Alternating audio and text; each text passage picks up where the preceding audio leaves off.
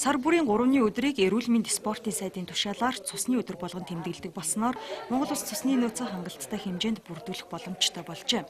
Нэгч өдрийн нөөцгүй болох шахаж байсан одоогоос 4-5 жилийн өмнө Монгол Улсын ерөнхийлөгч Илбэг Доржийн санаачлагаар амьдрал бэлгэлийн аяныг орон даяар өрнүүлснээр хүнд үеийг даван туулж одоо гал алдах аюулыг мартжээ. Өнөөдөр Монголын улаан загалмай нийгэмлэг дээр цусны өдөрлөг болж 40 гаруй хүн цусаа хандвиллаа.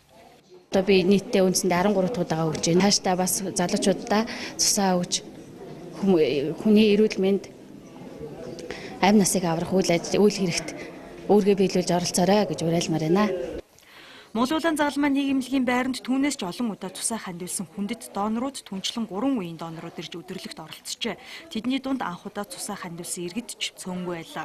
Сүүлд гарсан судалгаагаар Улаанбаатарын хэмжээнд 23 мянга хөдөө орон нутагт 34 мянган донор бүртгэгдсэн байна.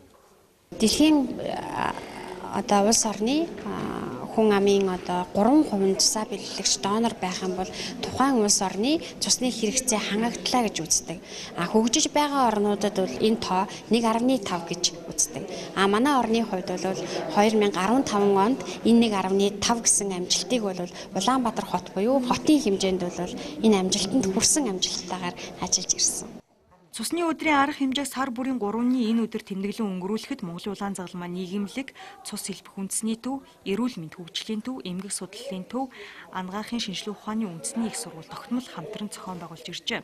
Одоогоор Монгол улсад цусны хандивыг цуглуулахдаа тухайн байгууллага хамт олон болоод цус хэлбэх үндэсний төвд хүлээн авч байна. Цус хэлбэх үндэсний төв удахгүй буйраас илгэж орчин үеийн дэвшилтэт технологид суурилсан шин төвд сууршихаар цэхэж байгаа юм байна.